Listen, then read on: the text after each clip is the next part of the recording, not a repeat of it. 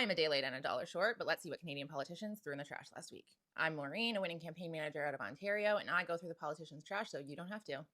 Political trash is news and events that politicians release on a Friday because you don't read the news on Saturday. Last week was a really busy news week with the Premier's Conference in Huntsville and many other stories coming out from the US. So Friday would have been a particularly good day to try and hide some info, and we had a few politicians who took advantage of that. Let's dive in some dumpsters. Let's start in federal politics, where the NDP finally officially announced the rules for their leadership campaign. If you'll remember, a few weeks ago, I did a video about how they leaked some of their rules on a Friday to try and gauge interest from their members and to see what kind of pushback they would get. I do think it's interesting that they chose again to announce the rules on a Friday as well. You'd think they'd want to announce that on a Monday and get a lot of press on it.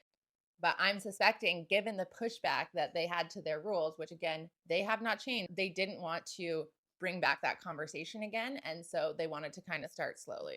Now, as always, we have a story out of Ontario because we know Doug Ford loves political trash.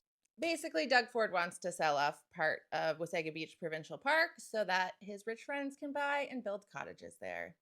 Cool. Good work, Doug Ford. If you're not from Ontario, Wasaga Beach is the prime beach in Ontario. It's about an hour and a half from Toronto. It's on Georgian Bay. It's a beautiful sand beach. It has been a target for developers for a long time, and the provincial park status of a lot of that land has protected it for decades.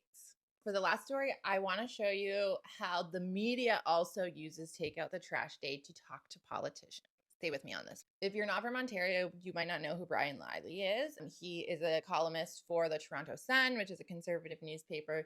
And he would be someone who Doug Ford would take a lot of cues from. So last week at the end of the Premier's meeting, Doug Ford said that Ontario was going to go ahead issuing work permits for asylum seekers. Basically, he said that it was taking too long at the federal level. The feds pushed back and said, it's not taking too long. It's not taking 2 years. It's taking 45 days. Why don't you know this? And I saw this piece on Friday and I thought, man, that is a weird thing for Brian Lilley to be breaking with Doug Ford. You can read the article.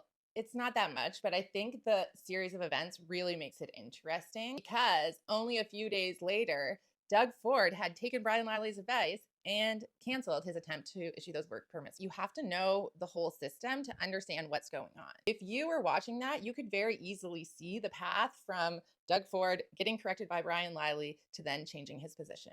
Politicians have constituents that they have to keep happy, and the media is one of those constituents. And so when the media tells them no and they change, it really shows the power dynamic between the media and the government. That's all for political trash today. I've got a lot of thoughts on that NDP leadership race, as well as the drama going on in the Ontario